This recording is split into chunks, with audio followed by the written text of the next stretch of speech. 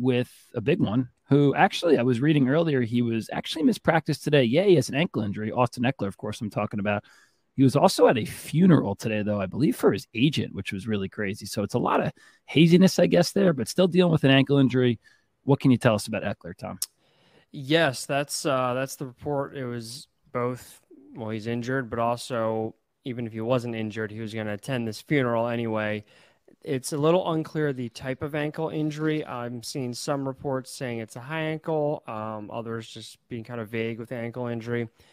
Anyway, it's an ankle injury is going to impact a running back's ability to cut, to change directions. Someone like Eckler, that's a big part of his game is lateral agility. Again, it depends on the severity of the injury. So if we see him returning to practice in a limited or full fashion, either tomorrow, Thursday, or Friday, my concern level is going to go down quite a bit. But if he misses Thursday and maybe he's just limited Friday, that would make me a little concerned that even if he plays, he may not play up to 100%.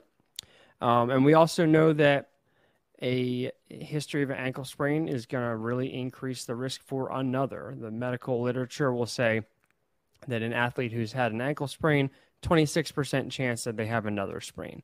So Wow. definitely an increased risk there. But again, not every sprain is debilitating. Like dozens of players play through sprains every week. So it really depends more on the severity of it, which is why it's so pivotal to monitor, does he practice at all on Thursday? Is it and you know, these days they're giving us videos too quite often on how these players are looking. Um, if it's a lateral ankle sprain, which hopefully we'll get clarity on, we see about an 11% decline in fantasy production in the first game back. For Austin Eckler, that's nothing. You still start him. If it's a high ankle sprain, interestingly, our data shows there's no decline in fantasy production, but I think that's just kind of a faulty fluke and by chance, because we know that high ankle sprains can really impact the way that we run and cut and plant and pivot. So I'd actually, despite what our data says, I would actually be more concerned if it's a high ankle sprain versus a lateral ankle sprain. But he's one that I'll be really monitoring throughout this week. I'll be tweeting about, maybe put out a YouTube video later in the week to give people more updated analysis on his status. Sounds good, Tom. Looking forward to those updates. And I'm wondering if the high ankle sprain data is a little bit skewed because they just truly have to sit out for longer and they're just out, out, out. And then it just takes them longer to come back. And when they finally come back, I guess maybe it takes longer to recover. But we'll keep an eye on that, Tom. And of course, Eckler, man, he's paying off that first round ADP. Hopefully he's okay. Had an excellent game as expected. 16 rushes, buck 17 and a score. Of course, adding some catches. We saw him play the air guitar like he always does. But just a guy to talk about here, right? And always waivers are important. Joshua Kelly, I mean, he played a decent role last week. He was 26 for 91 and a score. Joshua Kelly was less in the receiving game. He's not going to be Eckler, but I think he possibly has some standalone value here.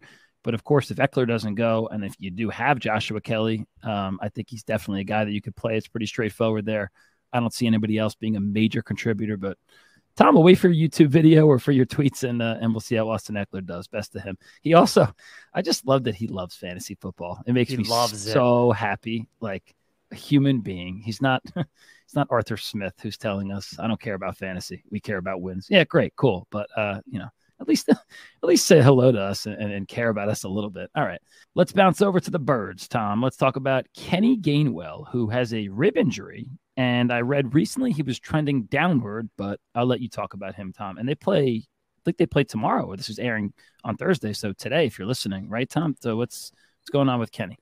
He was just ruled out, actually. So we do not need to worry about whether we're going to start him or not, because we're not going to start him. Good advice, Tom. This is another one to put on the IR. Rib injuries are tough. They are really, really tricky, especially for running backs. So let's think about the ribs. Every time we breathe, our ribs literally move. It's not a tremendous amount of motion, but they move. So if there's an injury, there's really no way to offload it because you have to breathe. So, and then if you think athletics, your respiration rate increases, so you're breathing a lot more frequently. So that really hurts. That sucks. And then we think about all these big, strong muscles that are involved in sports that attach to the ribs. We got the pecs, the lats, the obliques, the other abdominal muscles. So a running back, when he's holding the ball, his lat and his pecs are squeezing that sucker real tight. So depending on where the rib injury is, if it's in one of the regions that those muscles attached to, that's going to hurt.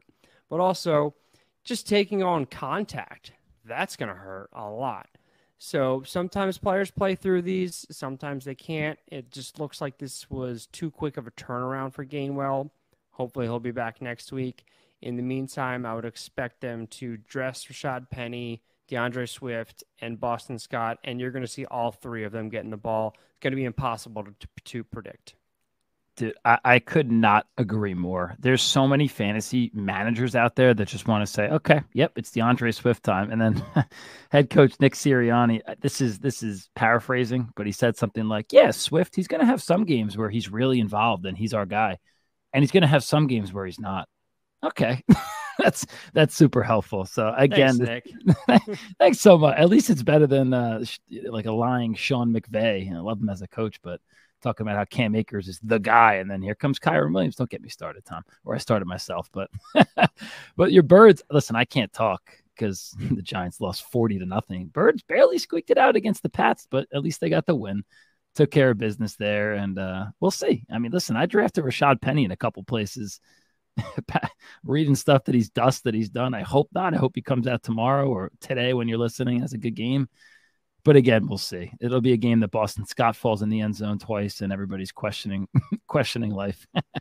All right. The running back for the Green Bay Packers, Aaron Jones, who, by the way, what else is new? Aaron Jones is your current fantasy RB1. What else is new? Aaron Jones in top 5 finishes. That's what this guy does. Dude, last week he only played, 3 quarters? He left in the third quarter. Still RB1 at 41 rush yards and a score, 86 receiving yards and a score. But again, has a hamstring injury.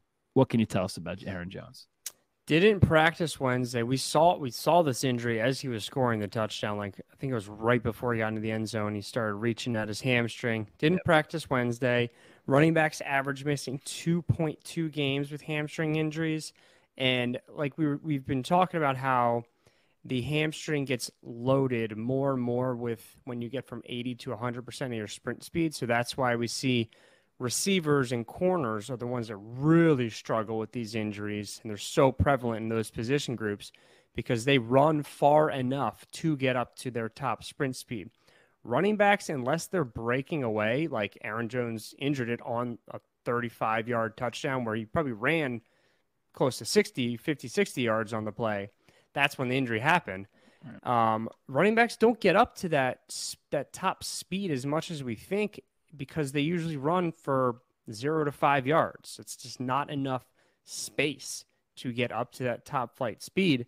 So that's why we typically see on average no decline in fantasy production in running backs after a hamstring injury. It's kind of mind-boggling when you just look at the number of not being affected at all. That's super interesting. That's really, really But it makes sense, though, because they don't get up to the speed where the hamstring's loaded as much on a typical play. If it's, if they're breaking a long one, they will.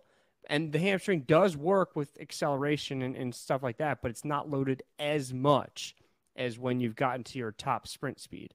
So we see no decline in fantasy production when running backs return from a hamstring strain and only in a 6% decline in snap rate. That's nothing.